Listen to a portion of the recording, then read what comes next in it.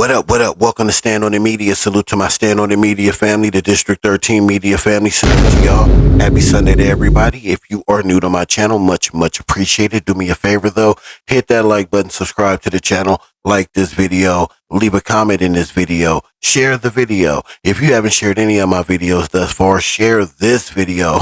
Hit that notification bell. You'll be notified when we drop these videos. So listen, we're going to get right to the content like we always do. Let's pay some bills. We have platinum songwriter, platinum producer, Delray Richardson from Straight Game TV. Salute to that good brother. He's been on this journey for a very long time. He's been there since the beginning, and he's been telling us this story for a very, very long time. So I'm not going to muddy the waters and chime in and do all that right now. I'll do that at the end, man. Out of respect to Delray Richardson and his journalistic work that he did on this. Salute to him, because he's been on it. I'm gonna put a link to his description. A link to his channel in my description, and I want y'all to run over there and check out all the videos, because he's been on top of this for a very, very long time, and everything that he brings to the table is factual and documented. That's a fact. So sit back and relax, man. Let's Delray Richardson, if this does come across your desk, out of respect to the hard work and the good work that you did and the way that you are breaking this down and explaining it, you know what I'm saying? I don't want to do it any disservice by punching in and out while I react to this, man. I know that's how they want you to do it, but if you don't mind, man, I would like to do my reaction at the end, because I do have an actual reaction to this. I have a lot to say to this if you care to listen towards the end of the video, but I want to respect the integrity of what he is explaining and describing in this video. So if it's okay with him, if not, message me, I'll take it down. But if not, man, I'm going to do my reaction at the end of the video to keep what he said, to keep the integrity of this video intact. I'll let him explain it on from his own words and on his own accord. So sit back and relax, man, and enjoy the audio. Salute to Straight Game TV. Salute to District 13 and Stand on the Media. Let's get to the content. A bombshell has just been dropped involving the murder of 2Pac Shakur. Keefe D's defense attorneys say that they have uncovered information that Reggie Wright Jr., the former head of security for Suge Knight and Death Row Records, may have orchestrated the shooting of 2Pac and Suge Knight. Also, Keefe D's lawyers filed a motion to delay the trial, stating that Keefe D was not in Las Vegas at the time of the shooting. Oh, it just got real. Let's get into some of this straight game. Life is like those cards. It's not what you dealt, but how you play it.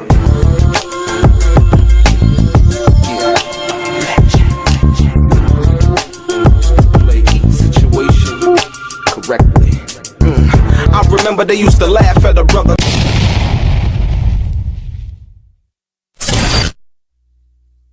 Welcome back, guys. Welcome back. It's your boy Delray Richardson, platinum artist, platinum songwriter, Straight Game TV. Thank you for tuning in. I appreciate your time. Hit the thumbs up button. Also, subscribe to the channel if you have not already. And if you would like to be one of the first people notified when I drop some of this straight game, please do me a favor and click on what appears to be that little bell notification right below this video. I'm going to get right into it.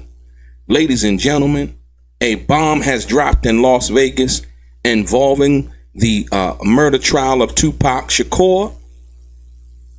Keefe D's defense attorneys have filed a motion first. First off, we're going to start with the motion that they filed. The motion is basically to delay the proceedings, because Keefe D is basically saying he wasn't in Las Vegas at the time of the murder or the shooting, should I say, and that I don't believe he thinks that the prosecution has any kind of evidence involving that. I don't know if they're at the discovery stages or not at this particular time involving the situation, but the Keefe D's defense attorney, Carl Arnold's basically saying, hold up, Keefe D wasn't there. And so evidently they must know something that we don't know. Now, this is despite Keefe D's admission in his book and this is what prosecutors are saying. Prosecutors are saying that Keefe D announced a numerous amount of times on the Art of Dialogue, on Vlad TV, that he was in Las Vegas. He admitted to being in some kind of van, then transferring to the Cadillac and riding to Club 662, stopping at the liquor store after 2Pac was shot. He said that they were on the corner and laughing as the ambulance rolled by. And so there's numerous occasions in which Keefe D has placed himself also in his book, The Compton Legend, in regards to he lays out everything basically that happened that night in Las Vegas, if you will. But as of recent, Keefe D's lawyer has just filed a motion, right, to delay the trial, basically stating that he wasn't in Las Vegas. Basically, the man accused of orchestrating the murder of 2Pac Shakur wants a judge to delay his upcoming trial, citing a private investigator's identification of new witnesses.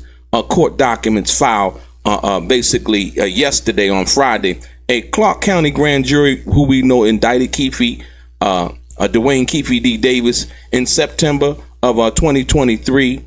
And he has remained in custody since his arrest. We know court documents, Davis' attorney asked the Clark County District Court Judge Carly Kearney to delay the trial, adding that a private investigator identified several witnesses that have testimony regarding the sudden death of 2Pac Shakur while at the hospital after reaching a stable condition. The filing also said the investigator was planning to conduct interviews with witnesses who would prove Davis was not in Las Vegas at the time of Shakur's murder. Investigators also have identified another suspect, and that's Reggie Wright Jr. They have implemented Reggie Wright Jr. in this case. You've heard the many videos that I've talked about in regards to Reggie Wright Jr. being fired, having animosity against 2Pac. Like I said, when Suge Knight told him to send 5 more security guards, he did not do what Suge Knight asked him to do in a dereliction of his duty. There's other videos of Reggie Wright Jr. lying about the situation involving 2Pac in certain time periods in which things happen. But the investigator that I believe that is working for the defense has identified a Reggie Wright Jr. and his security team, whom Davis' attorney alleges orchestrated the shooting document said. So not only are they saying it, but they're saying it in court documents. Boom. It's a bombshell, ladies and gentlemen. For all of the people who have thought and have said this in various chat rooms, in various comments on videos that I've produced, as well as other people have produced, Keefe D is now saying that, and the investigator involved in Keefe D's case is saying that Reggie Wright Jr., the former head of security for Suge Knight and Death Row, and his security team, said basically that Reggie Wright Jr. was the mastermind of orchestrating the shooting. Document said it just got real. Davis publicly said that he was sitting in front of the passenger seat of the car, which pulled up side by side with Shakur in the car before the September 1996 shooting near the Las Vegas Strip. Marion Suge Knight, then head of Death Row Records, was driving the car with Shakur sitting in the passenger seat. Knight was injured in the shooting. Shakur died from his injuries several days later. In addition to Davis' own words, prosecutors have said they have evidence of Davis' presence in Las Vegas at the time of the murder. This case involved decades-old allegations. With every new piece of evidence, it becomes increasingly clear that the critical facts have yet to be fully examined. Keefe D's attorney, Carl Arnold, said. So everything that comes up, they're trying to, go over it. But Reggie Wright Jr. is the latest and the crazy part about that, Reggie Wright Jr. was one of the people who actually went and testified in the grand jury, in front of the grand jury that indicted Keefe D. Hey, coaches and consultants, come here, check this out. I want to show you that you do not have to work with a ton of clients to make that indicted Keefe D. Amazing. Now, this is after the lies that were told, right? In regards to what Michael Moore said when he was on the way or outside of the Club 662, Michael Moore said, and we all know, Michael Moore said that he heard "got him" over the radio after 2Pac was shot. And then shortly after that, he heard, "Don't nobody say nothing else over the radio." But when confronted with this for the last 25 something odd years, Reggie Wright Jr. has said that the Nextel radios didn't have a two-way walkie-talkie.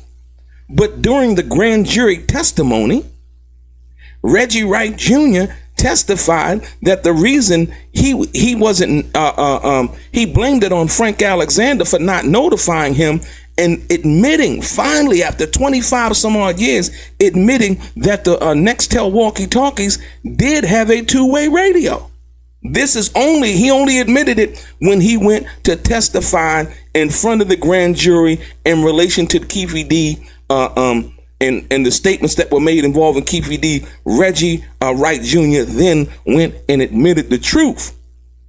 So I can see how the pendulum could spin and point at Reggie Wright Jr. Like I said, once again, Suge Knight basically said in the interview with Art of Dialogue, in so many words, somebody out here clout chasing, but where were they during the night of the shooting, right? But where were they during the night of the shooting? Because Reggie Wright Jr. has been talking about Suge Knight before Suge Knight began to speak out on the Art of Dialogue, as well as on Dave Mays, and like I said, really getting out his story in regards to that. And Suge Knight also called Reggie Wright a Judas. These are facts, not what I'm saying. These are actual facts. And I want to wake that up at the end of this video where he just said, because I've been saying that. Why would he call him a Judas? Think about that though, right? Why? What did Judas do to Jesus? To call somebody a Judas mean you had to do something in the ballpark of what Judas did to Jesus, like the ultimate betrayal type shit. You know what I'm saying? That's why, if this is all true, that's why Suge Knight called that man a Judas, because that right there was the ultimate betrayal.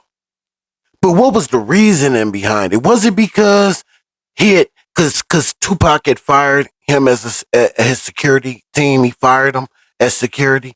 Would that be enough for Reggie to want to take him out? Or was that something that made it a lot easier because there was something bigger that he was going after? We'll talk about that on the end of this video. Let's go. So it does not surprise me that Reggie Wright Jr., who always wanted to be in the mix of this, is now being implicated as one of the people who possibly, allegedly, according to Keefe D's defense and their investigators, as the person who could have orchestrated the shooting on 2Pac Shakur and Suge Knight. Like I've told you before, Reggie Wright Jr. also denied being fired by 2Pac on August 27th, 1996. Once again, it wasn't until Yasmin Fuller, 2Pac's godmother, actually released the facts proving that 2Pac had fired Reggie Wright Jr. and his security company as his personal security. Not as the security that was working for Death Row and Suge Knight, but as his personal security.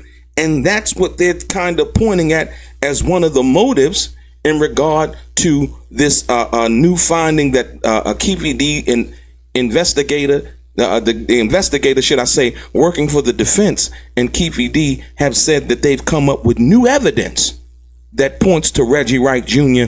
being involved and orchestrating. These are sound words here. This is not a game. This is not anybody playing any kind of game. I'm gonna read it word for word again. Defense attorneys also uncovered information that Reggie Wright Jr., the former head of security for Suge Knight and Death Row, may have orchestrated the shooting.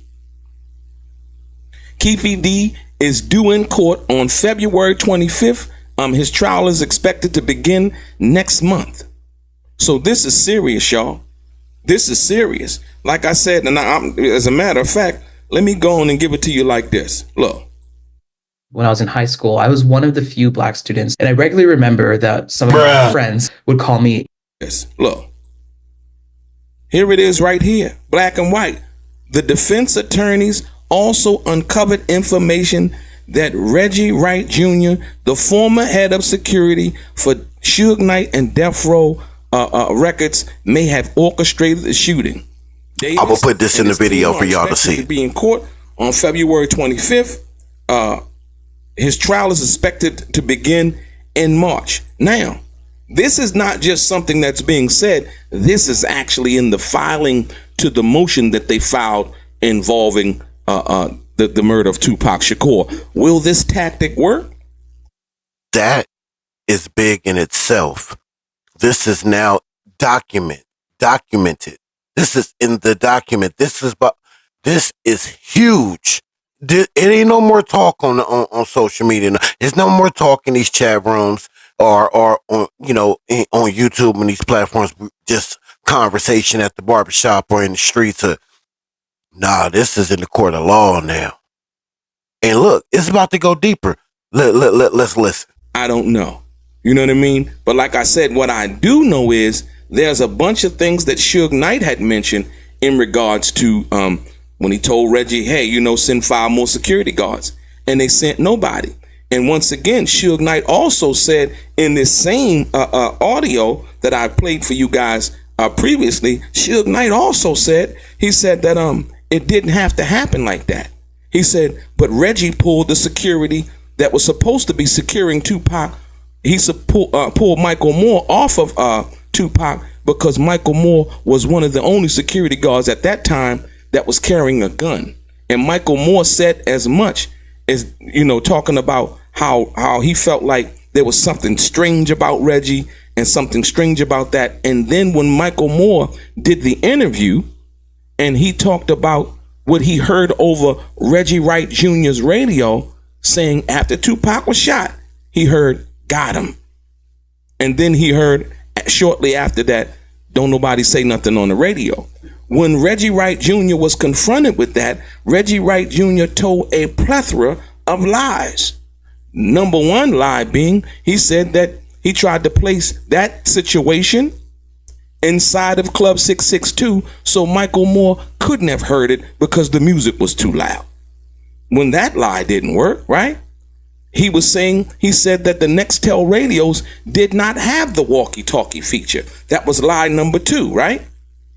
But when the grand jury was convened involving the Keefe D situation, Reggie Wright Jr. finally admitted that when he tried to pass the buck to Frank Alexander, who was actually with 2Pac that night in the MGM Grand, when he tried to pass the buck, saying that Frank didn't contact him because the Nextel radios had a walkie-talkie feature and Frank didn't contact him. Those were his exact words. It is serious, guys. It is serious.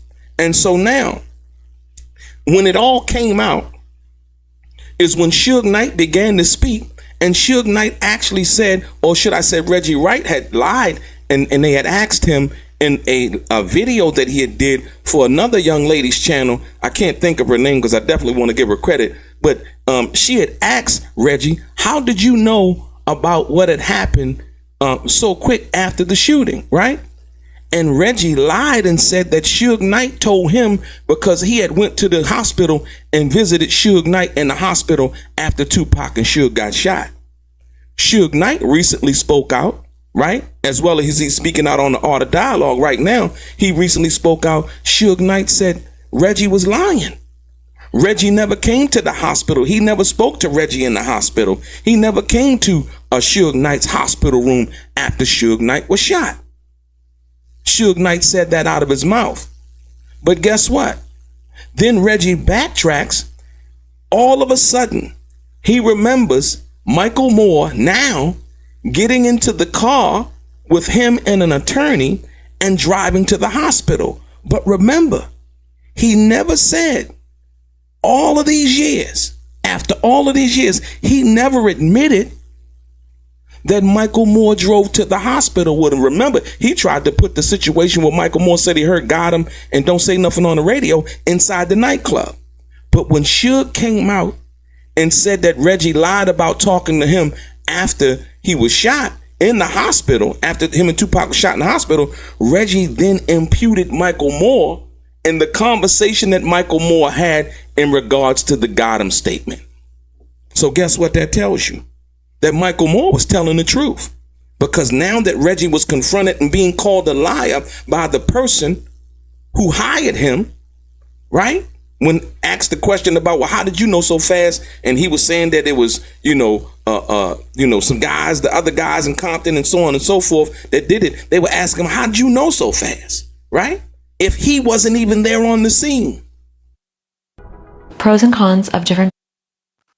So yeah, I'm gonna end that clip right there, man. There's still a lot more to that video. But I want to make sure that my man gets. I want y'all to go over there, man. Subscribe to his channel, and I want you to watch. I encourage you to finish the rest of that video, man. When I tell y'all that is a bombshell, I mean a bombshell. It all makes sense to me, man. It's starting to all add up to me, man. Because I pay attention from afar, and I was seeing Reggie like really like antsy when Wack tried to bail him out for, I'm doing air quotes, the rights to him to a movie he was going to use. Keefe D, who funded that money to get him bailed out, and Reggie really wanted to know about that. And once that happened, Reggie then leaked to Damo Kiwe Conversations that in that movie that Greg Kading had did, that two of the names in the movie was changed. And one of them was Wack 100's name. And the reason why it was changed in the movie is because he was a working cooperant. He was still a CI or an informant. Whatever. I don't know what he's classified because obviously, you know what I'm saying, we won't know that until we know that. But for whatever reason, it did scream he was working, and that's why they changed the name to protect the informant.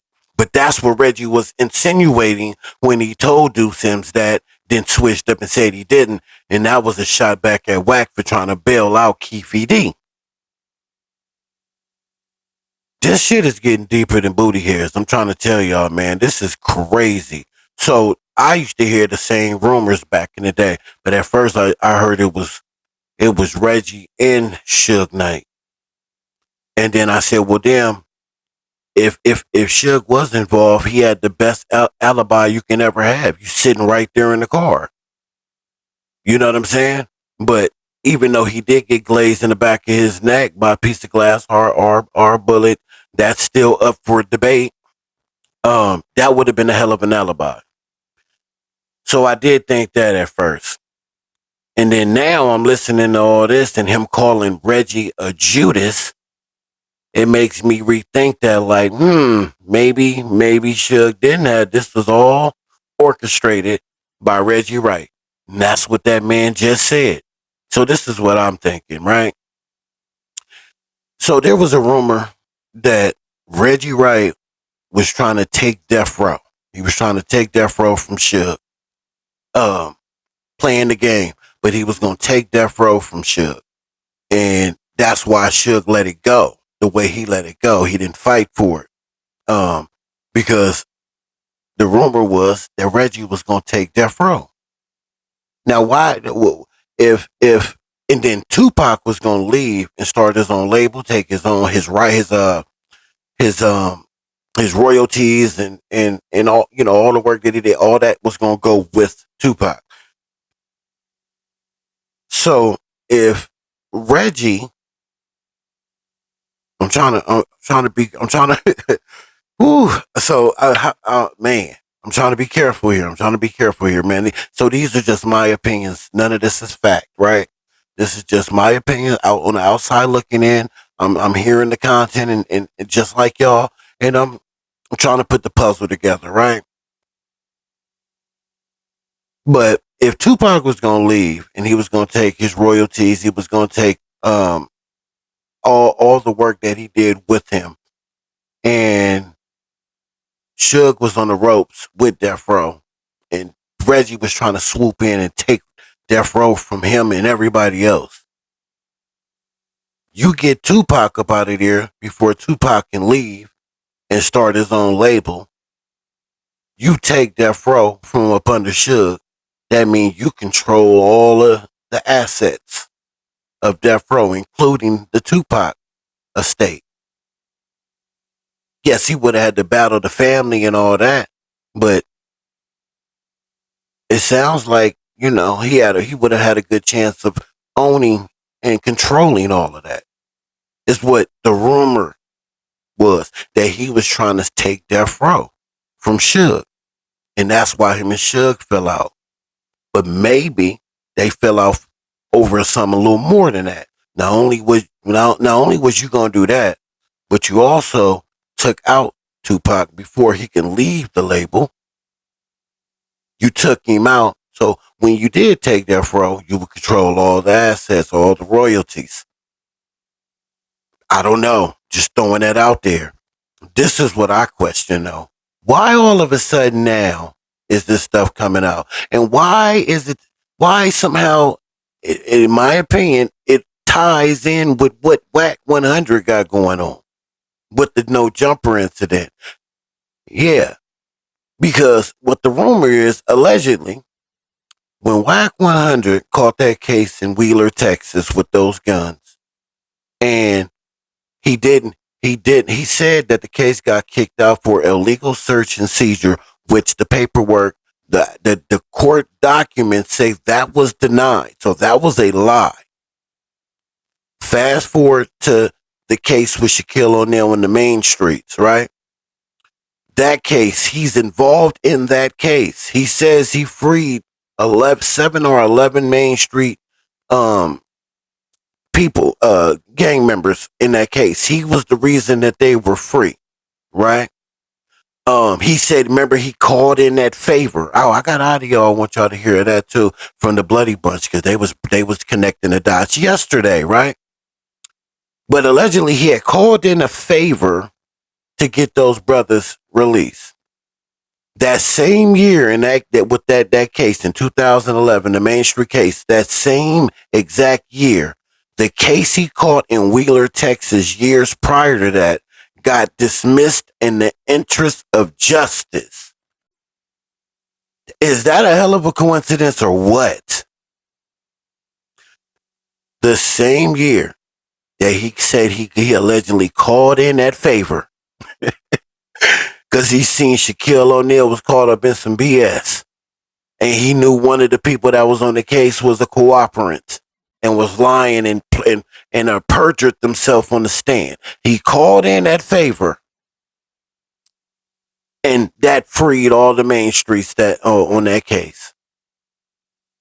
But maybe if he was CS2 back all along, which I do know he was, that's my opinion, but I'm not stupid. We're starting to warm up to that idea. His cooperation in that case is what got that case in Wheeler, Texas sealed in the interest of justice. Fast forward to now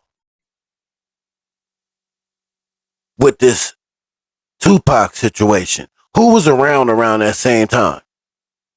Who brought Cash Jones to death row? Reggie Wright. You see what I'm saying? See how these dots are starting to really connect? And what happened at No Jumper? We seen an assault at No Jumper. We have one man who went around and did interviews like he was on Ricky Lake or something. Even teared up. And we got another brother that allegedly is still in the hospital fighting for his life.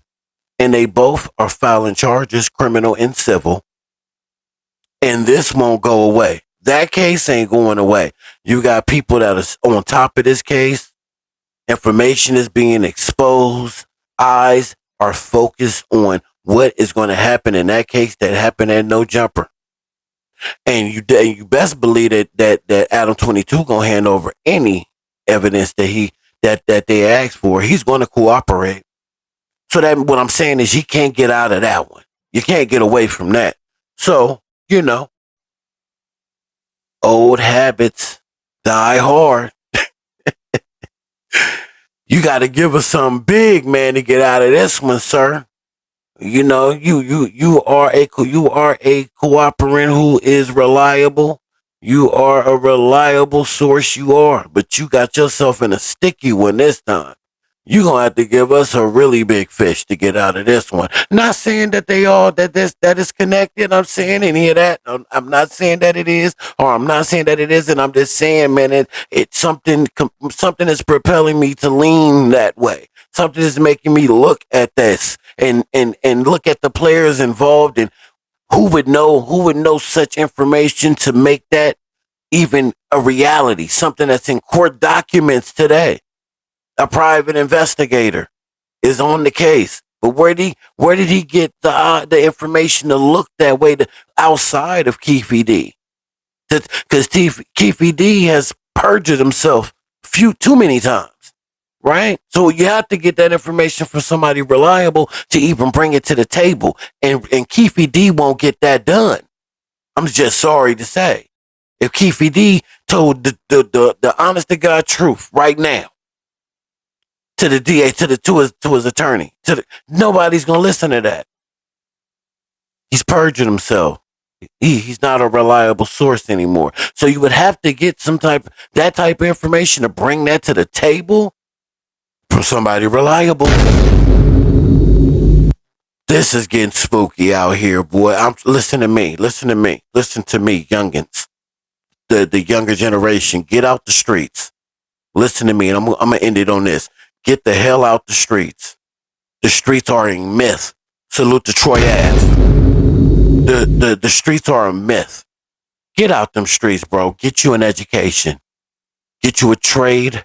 Surround yourself with positive people. Get you a strong woman in your corner or man, whatever you like, that's your business. But make sure that they are for you and not against you. Make sure that they are on your side. Make sure that anything and everything around you is geared on being positive and moving up, not the status quo, and live your goddamn life. Stay out of these streets. Stop looking up to these wannabe gangsters who ain't really like that, but they image portraying that. Look at Meech. We all was screaming, free Big Meech. The realest to ever do it. Never fold, never told. Just to find out he did everything but held it down. He tried to set Cuffy up several times until he got him. Was gonna set up Fidel Suarez first. A man who was a SA who was in jail looking out for him, doing for him. Told him, man, if you need anything from me, just reach out to me. You know what Meech needed from you? To incriminate yourself so he can get a time cut. Man, get out these streets, y'all. These streets are not what you think it is. It's not. There ain't no benefit in it. No way. The benefit is educating yourself, surrounding yourself with like-minded, positive people, and never looking back. And don't give a damn what nobody think about you or what they say about you, because you're trying to better yourself. The hell with them. If they're not with you, they're against you. Go over them, go keep climbing, and never look back. Let's pay bills one more time, man. Salute the Straight Gang TV, Del Ray Richardson, a platinum songwriter, platinum producer of Death Row, a legend in the game. Whether if you know who he is or not, you need to look him up. He had did some remarkable things in this rap game. Salute to that brother. And he's still out here doing the good work on YouTube. I will post his link in the description. If you are new to my channel, thank you. If you made it this far, I appreciate you. Do me a favor, hit that like button, subscribe to the channel, like this video, leave a comment in this video. I'ma definitely need you to share this video. Hit that notification bell and you will be notified when we drop these videos. And like we like to say over here at Stand on the Media, man, we love you. We appreciate you and we'll never take you for granted. Until then, we'll catch y'all on the other side. Let's get it.